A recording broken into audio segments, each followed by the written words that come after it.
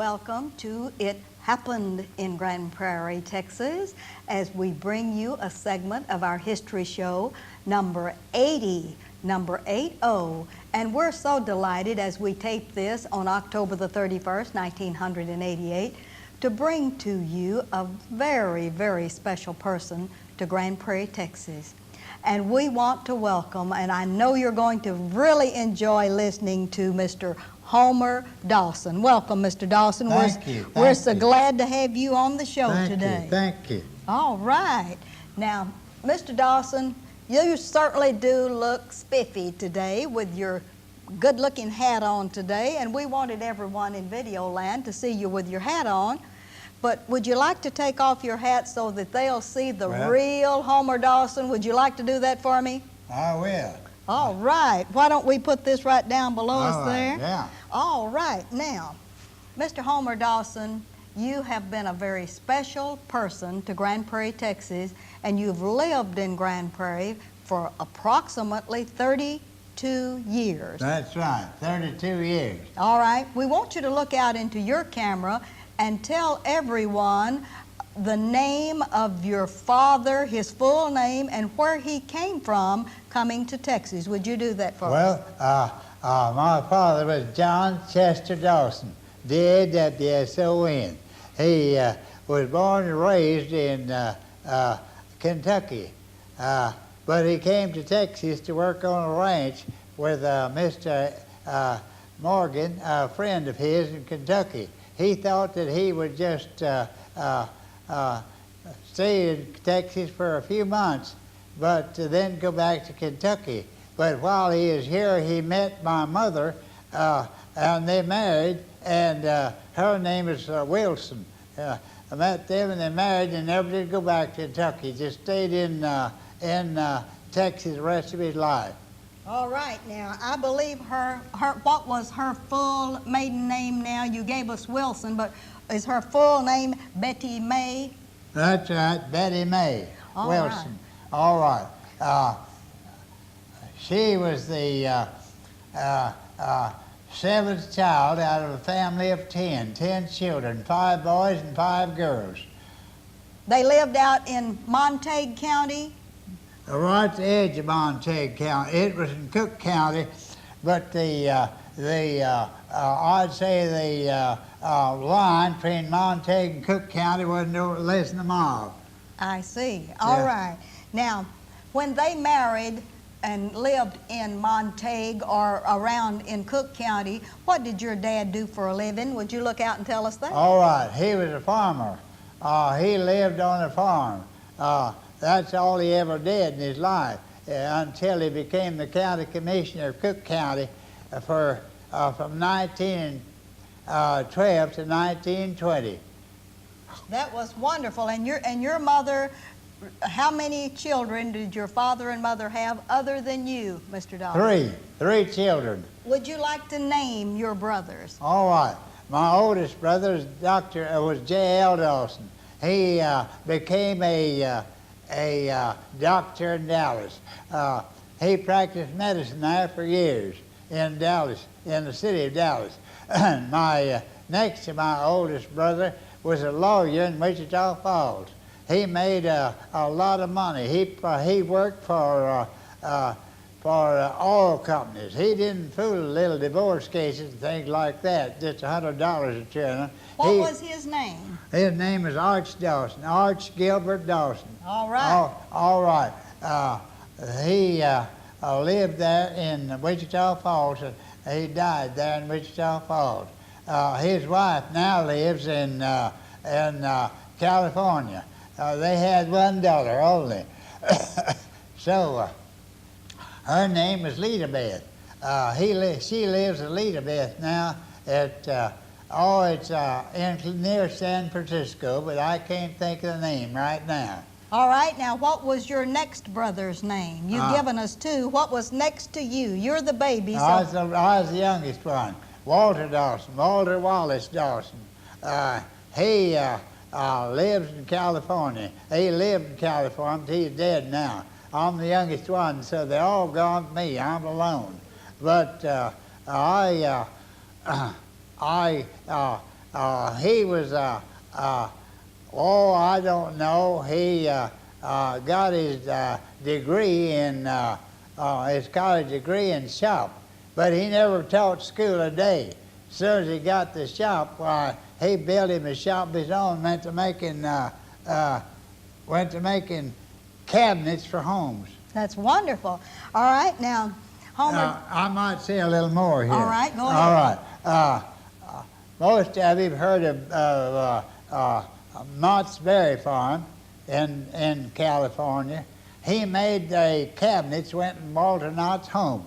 How wonderful. He was a wonderful cabinet maker then, wasn't he? That's right. All right. Now, Mr. Dawson, you have told us that you lived near Montague in Cook County and your father was a county commissioner. Did you grow up in and around that area? And if so, what schools did you go to?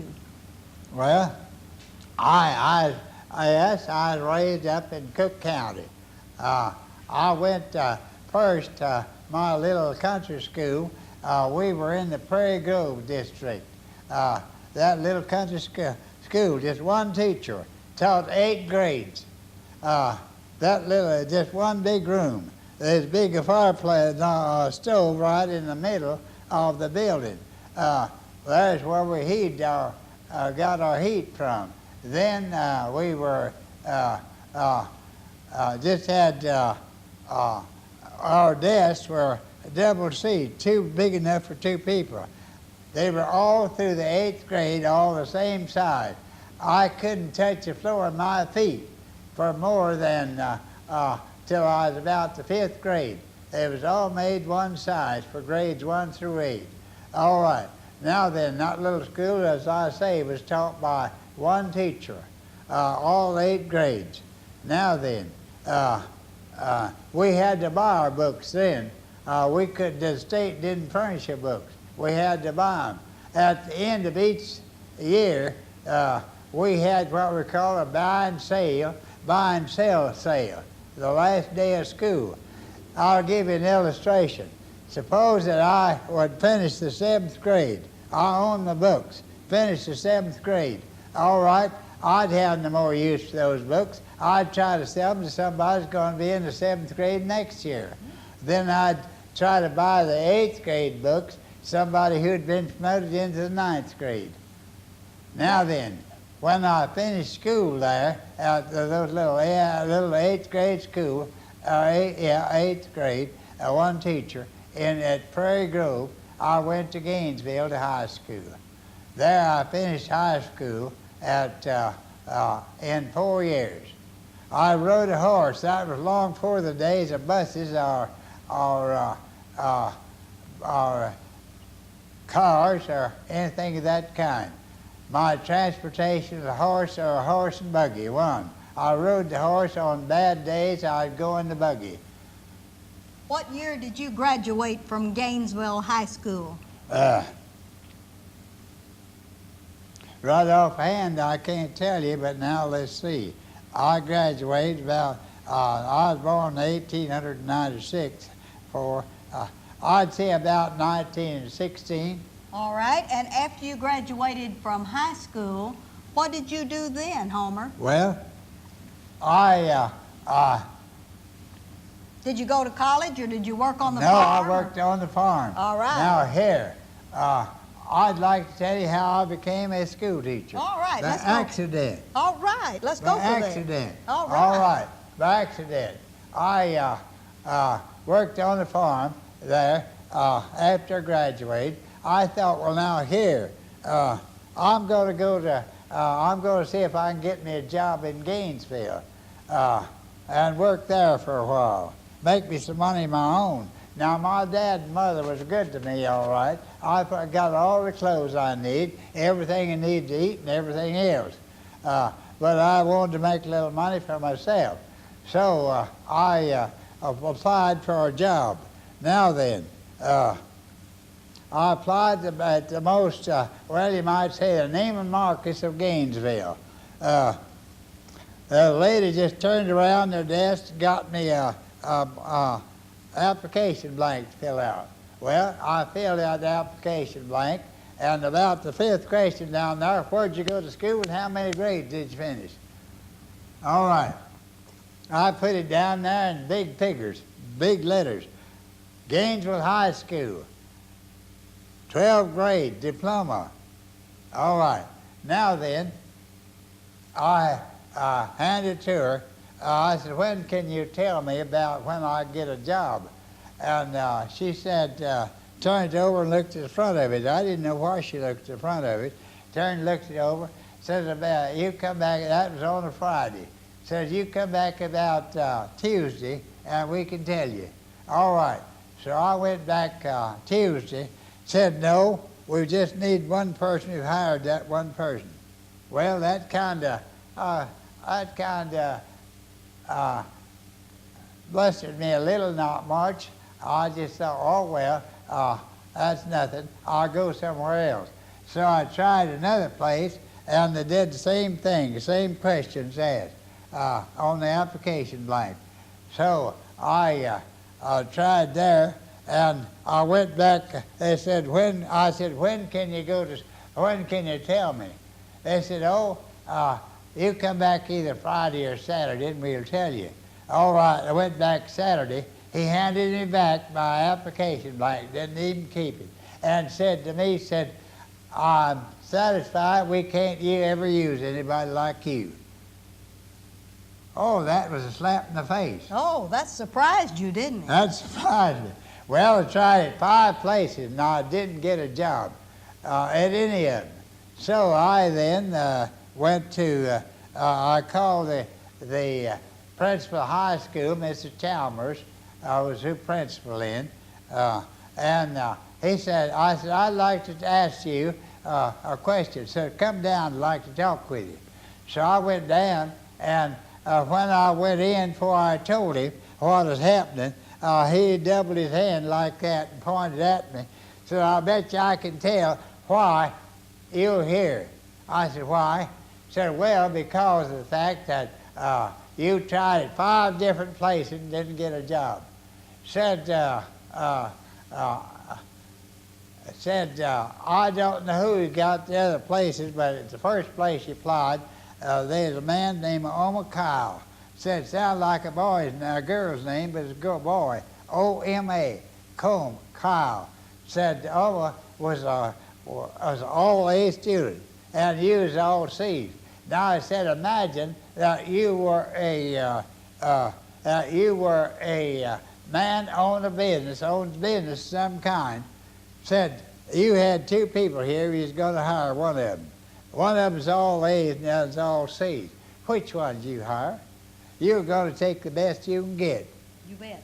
And so, that being the case, why the other fellow got it.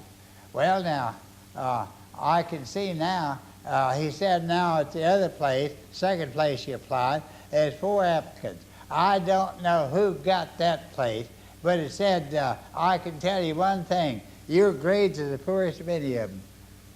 And so you didn't get it, and that's the reason why I handed you back the paper.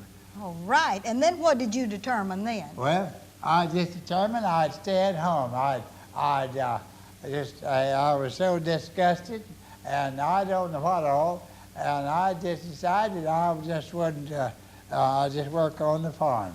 All right, I worked on that farm for 8 years. All right, in the meantime, 8 years I married. I just thought me and my wife and my mother could get along fine.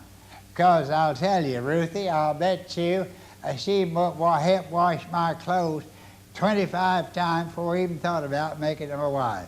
Because she's a farm girl, live on 2 farms just a mile apart. Give us her full name, including her maiden name. Her full name is Dora Cornelia Weatherman, W-A-T-H-E-R-M-A-N. All right. All right.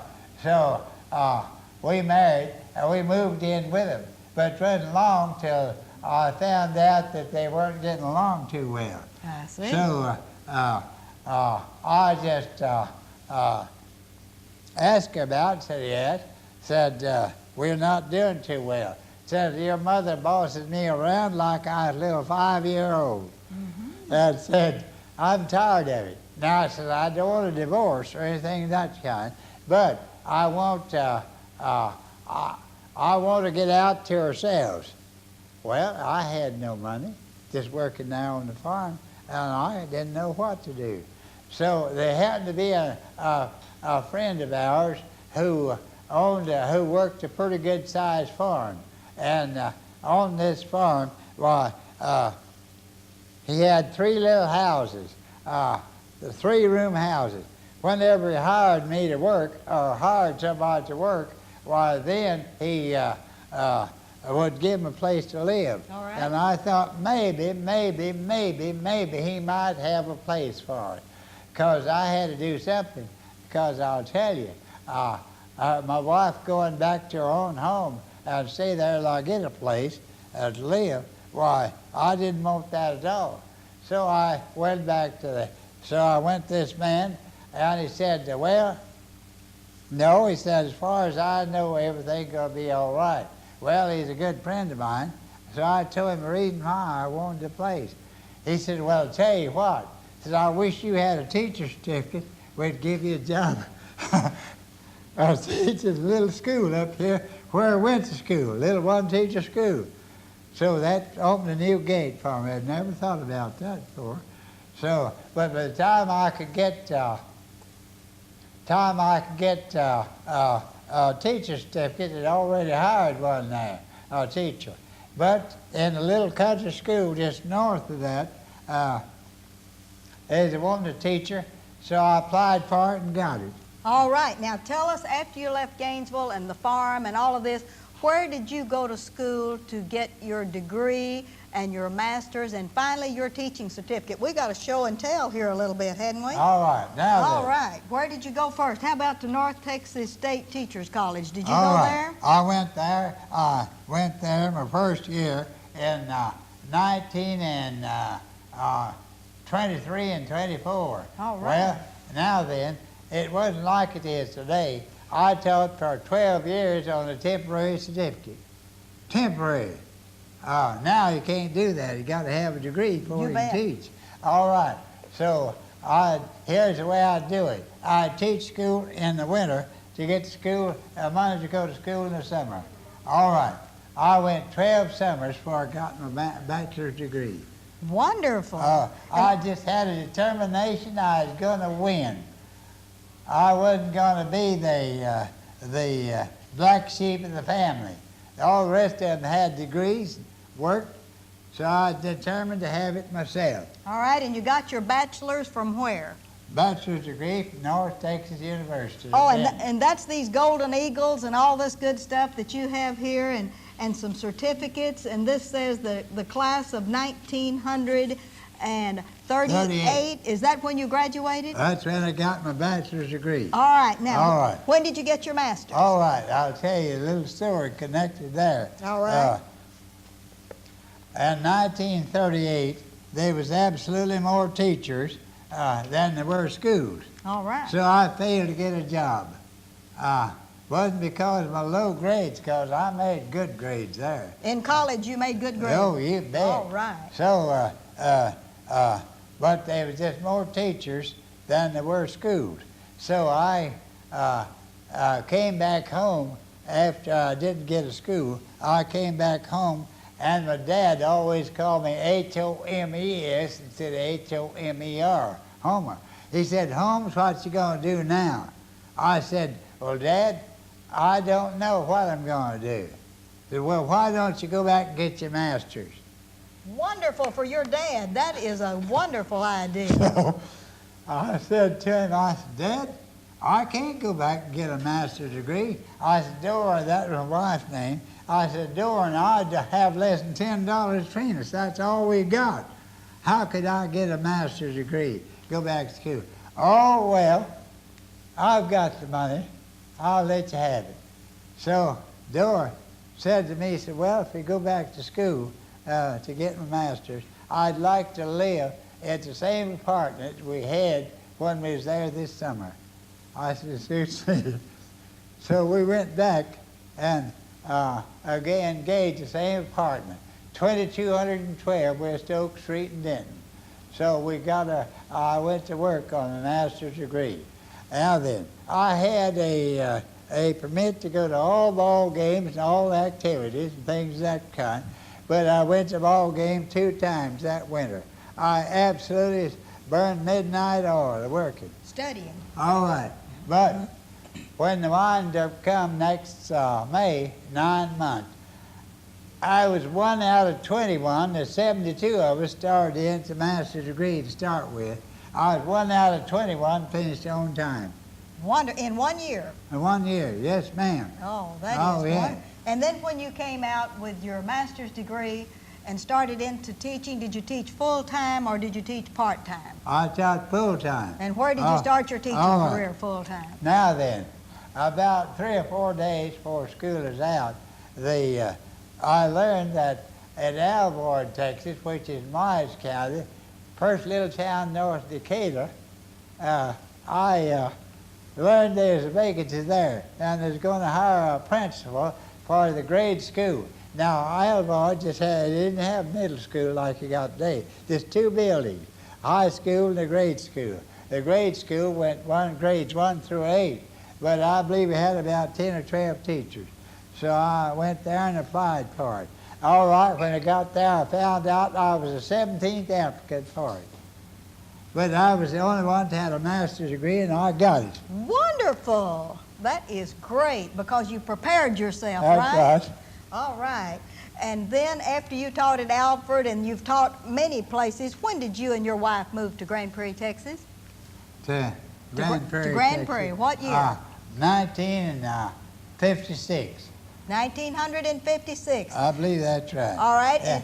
And you lost your wife to death several years ago, That's right? On the 21st day of February, 1984.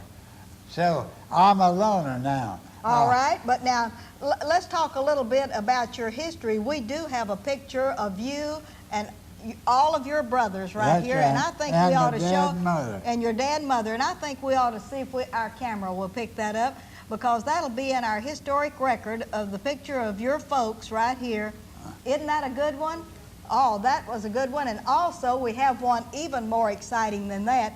Tell us who this is, would you please, Mr. Dawson? Don't hold it in front of your face. Hold it real still so our camera can pick it up. All right. All right. This is a picture of my grandfather Dawson and me when I used to see a little bitty boy. He lived in Kentucky where my dad was raised. And he came to Texas, made one visit, and that's all. That's the only time I ever saw him was then. When you got your picture made with your grandfather. That's right. Oh, that is wonderful. Now, but let's get back into all of this school business. You've taught around Grand Prairie in Arlington and in Irving and in the Grand Prairie schools. Did you teach full-time in any of those places, Mr. Dawson? And only in Grand Prairie. Only in Grand Prairie. And that was Florence Hill. And at Florence Hill, let's show and tell a little bit about Florence Hill. All right. You have an old Florence Hill yearbook of 1957 here. What did you teach at Florence Hill? I believe it was, I believe I taught arithmetic and also the 7th grade. All right, and who was the principal out there when you taught? Do you remember? When I first started in, there's pictures in here. All right. There's pictures in here. All right, let's see if we can find a picture right here. Bryce London. Bryce London. Yeah. Oh, and there's a picture of the old Hill School. That's right. I understand that they're getting ready to build a new one there and I maybe tear think down so. the old building. Yeah. All right, but now here's something that you really treasure. This is something you really treasure, and this is your plaque. It says, "To Mr. Dawson, the greatest substitute from his friends at Nimitz in Irving." How did you ever get something exciting like that, Mr. Dawson? Well, I got this exciting. This is given me by the teachers of Irving. I go back there once in a while and visit. I believe at Irving, I taught in Grand Prairie and I like Grand Prairie, but I believe in Irving, I believe that I believe they showed me more respect there than anywhere else. Wonderful. This is certainly something that you'll treasure for a long time, isn't it? That's right. They also gave you a big write-up in the Irving paper, didn't they? Yeah. All right, let's show and tell that, shall we? All right. Now, I was just a substitute teacher there, but they gave me a write-up in the paper, and the school paper, the Sword and the Shield, about me, and not many teachers even got that honor. That's wonderful. All right, now when did you completely retire from substitute teaching and all kind of teaching? What year did you completely retire? 1980. 1980. You taught till 1980. Uh-huh. All right, now what have you been doing with your time since that time? Well, do you just stay at home and watch television, or are you out? I stay at home. I work most of the time. I'm 90, soon to be 92 years old, but I mow my own yard. I do the things that are necessary to do.